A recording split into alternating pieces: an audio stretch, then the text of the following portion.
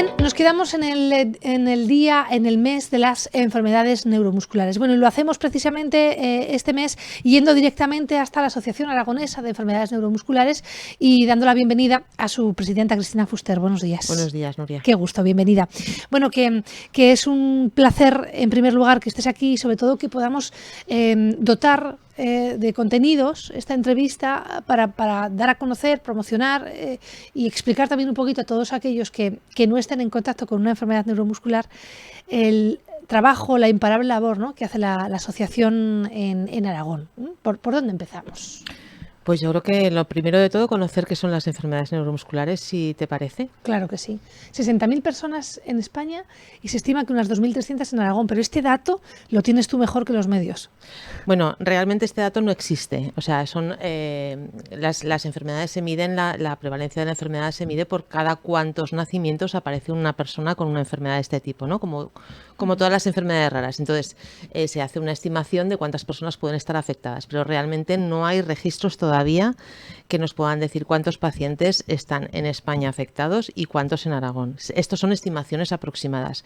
Hay un registro que está promocionando el Ministerio de Sanidad, que está trabajando en ello y que, bueno, empezó su andadura no hace mucho tiempo y que, bueno, empieza a dar datos, pero claro, son datos por enfermedades, con lo cual la suma total de nuestras más de 150 enfermedades todavía no la tenemos.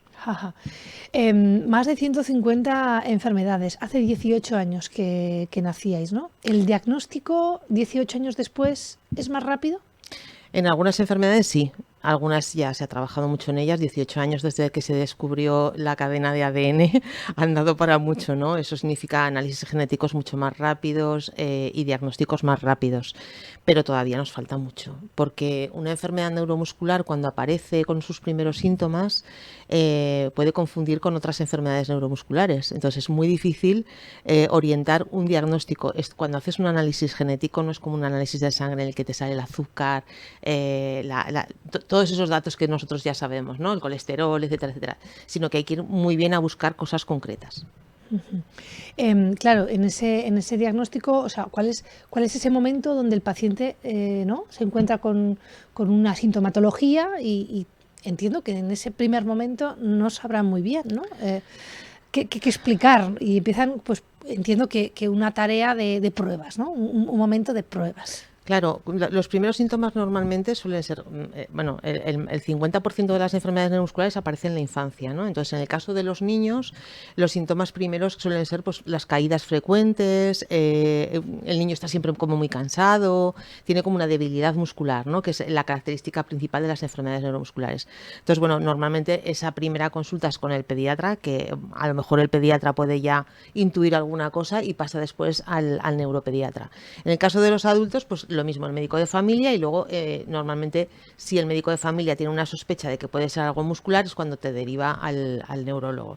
Pero en muchos casos antes de esa derivación hay muchas pruebas por el camino porque no da unos síntomas claros de que sea una enfermedad muscular. Entonces puedes pasar por el médico rehabilitador, porque a lo mejor puede ser una debilidad muscular que tienes de otro tipo. Quiero decir que hay muchos expertos en el ámbito de las neuromusculares que están, digamos, en el tratamiento multidisciplinar y que pueden intervenir en ese diagnóstico. Pero normalmente tenemos unos datos de que hay pacientes que tardan unos 7 u 8 años en tener un diagnóstico. Imaginaros lo que es eso. En ese tiempo, ¿no? Claro. Entiendo que la asociación se convierta en el músculo, nunca mejor dicho, ¿no?, para acompañar todo esto. Claro, pero normalmente cuando el paciente llega a la asociación es porque ya tiene un diagnóstico. Hay veces que sí, que hay una sospecha y no se tiene el diagnóstico porque a lo mejor el análisis genético no ha arrojado todavía la confirmación, porque te pueden decir, pues mira, tienes una sospecha de tener tal enfermedad, pero no te lo puedo confirmar hasta que no tenga un análisis genético. Y eso te conlleva muchas cosas a lo largo de tu vida, ¿no?, en el ámbito educacional, en el ámbito laboral, en el sociológico, porque explicar que tú tienes una fatiga muscular que no se ve y una discapacidad que no se ve al principio de los síntomas es muy complejo y eso ante la sociedad es muy difícil de llevar. Te tratan de torpe, de muy pesado, de decir que mira, es que enseguida se cansa, es que no tiene aguante. Imagínate en una excursión, por ejemplo, que te vas con los amigos, ¿no? Pues la fatiga muscular no te impide hacer esa excursión, o tienes que estar parando cada 2 por 3, o te tropiezas. De las 150 enfermedades neuromusculares, ¿cuáles son las más comunes? Uf, es que No se podría catalogar. sí, pero bueno, a lo mejor las más conocidas, ya no las más comunes, pues quizás las más prevalentes, la polineuropatía de Charcot-Marie-Tooth, la distrofia muscular de Duchenne, que todos seguro que habéis oído nombrar, el Steiner, bueno, lo que son las distrofias musculares en general. Quiero decir que hay una cantidad importante de patologías que a lo mejor creemos que no las... Bueno, y la ELA, sobre todo. La ELA es una enfermedad neuromuscular que todos seguro que han oído hablar de la esclerosis lateral amiotrófica, que es una enfermedad, pues como otras que tenemos, la verdad que brutal. ¿Qué servicios ofrece ASEM? Bueno, pues yo creo que lo primero que necesita un paciente, más que servicios, lo primero que necesita un paciente cuando está diagnosticado es que alguien le entienda de lo que le están hablando. Es decir, cuando tú vas y le dices a alguien, tengo un Steiner, la cara de la persona que se lo cuentas es, vamos, yo creo que lo dice todo, ¿no? Es un cuadro. Si no está informado, si no está familiarizado con esa palabra, evidentemente, porque la ha vivido o la ha tenido cerca, no sabe de lo que está hablando, claro. Esa es la primera parte. Segunda parte, cuando tú te diagnostican una enfermedad neuromuscular, entras en shock. Porque sobre todo el médico lo que te dice es que no tiene cura ni tratamiento y que es una enfermedad degenerativa.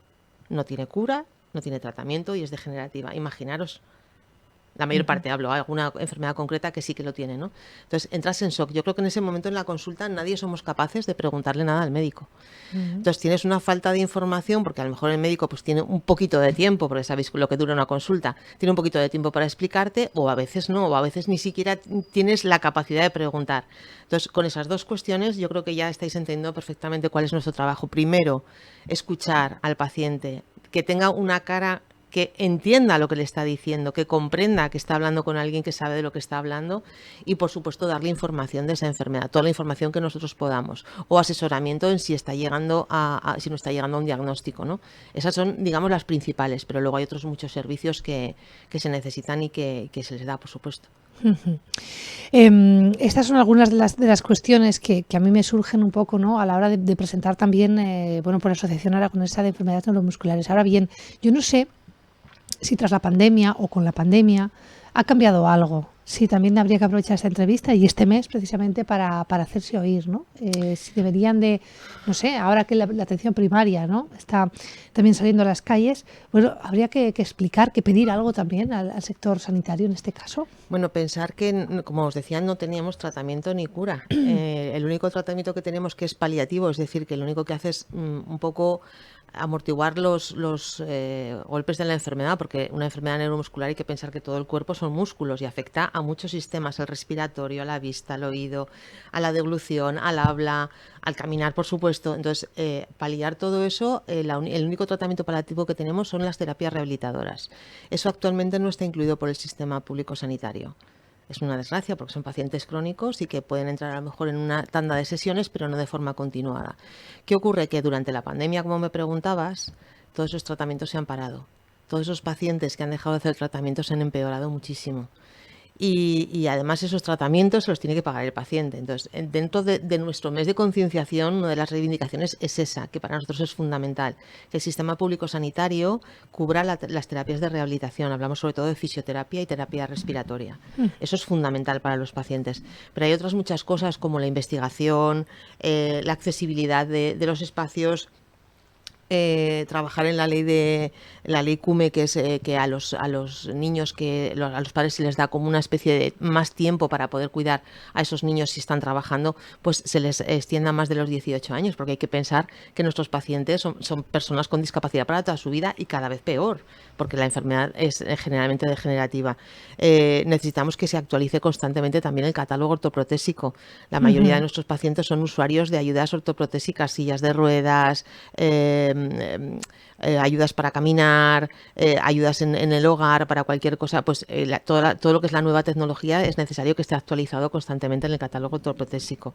Que tengamos unos tratamientos multidisciplinares a través de los médicos, porque no solamente nos tiene que tratar el neurólogo, el médico rehabilitador, el de digestivo, mira, esto es el nutricionista. O sea, esto que estás contando no es la primera asociación que nos lo cuenta y que nos lo pide, ¿no? Dice, oye, vamos a los especialistas, el sistema público español es fuerte, pero debería de haber un hilo conductor multidisciplinar que te sepan derivar del neurólogo a donde haga falta y que no tengas que invertir, por no llamar perder, ¿vale?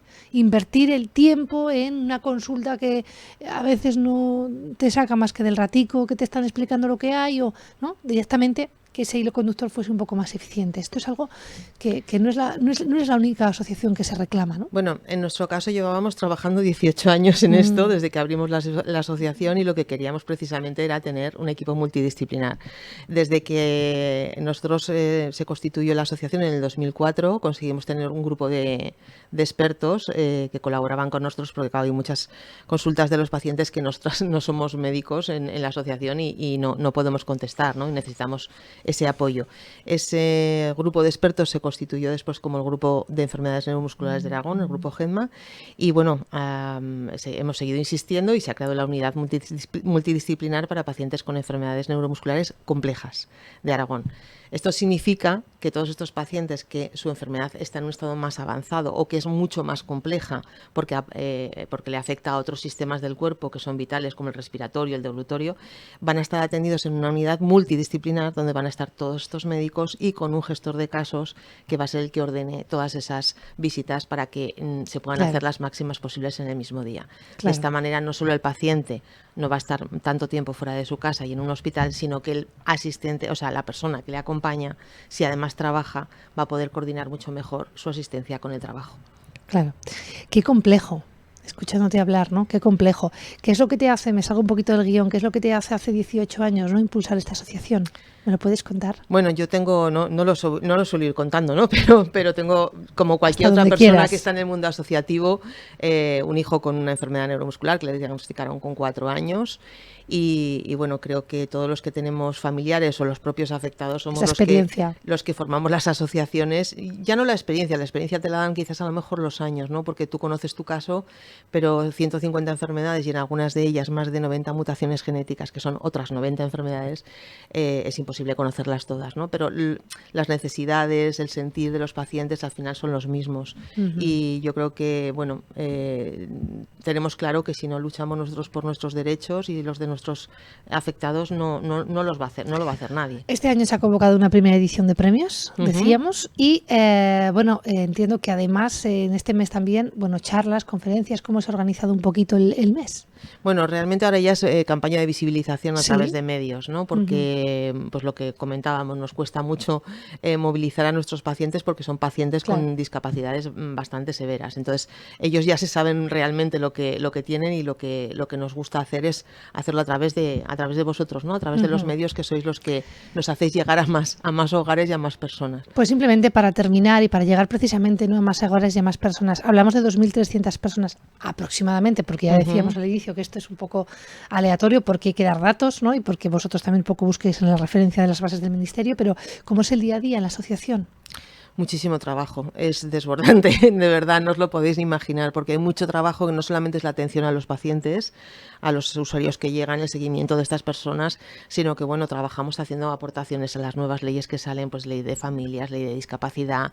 Intentamos estar también en contacto con otras entidades que tienen alguna relación con lo nuestro, bien sea de discapacidad, de cualquier relación, ¿no? Por ejemplo, la Asociación de Araela, que es de las personas con ELA, que al final somos totalmente afines, ¿no? Asistiendo a actos, a lo que siempre sea dar visibilidad, ¿no? El trabajo es bastante complejo, porque siempre estás pensando a ver qué puedes hacer nuevo, qué puedes trabajar nuevo, organizar cualquier evento, cualquier actividad, es muchísimo trabajo. Y bueno, gracias a Dios tenemos una magnífica profesional, que desde aquí quiero darle su agradecimiento, claro, por supuesto, a Yolanda López, que es nuestra trabajadora social y que, bueno, ella es el alma, como siempre digo, de nuestra asociación. Bueno, pues vamos a dejar aquí esta entrevista. Yo creo que bueno, cuando diagnostican, ¿no?, una de las 150 enfermedades, en este caso neuromusculares, que puedan surgir, lo primero que hacemos es googlear, ¿no?, y ver dónde está el referente. Quiero decir, os pueden encontrar fácilmente. Pero a mí sí que me gustaría dejar un mensaje en este mes, y que lo lances a aquellas familias, a aquellas personas que puedan estar, pues, ante una enfermedad. Ya no neuromuscular, yo creo que hay que poner en valor lo que es el movimiento asociativo de los pacientes, y creo que es responsabilidad nuestra de defender nuestros propios derechos. Muchas veces decimos, no, es que yo no tengo tiempo para estar en una asociación, o yo no quiero reconocer que tengo una enfermedad y quiero estar en una asociación.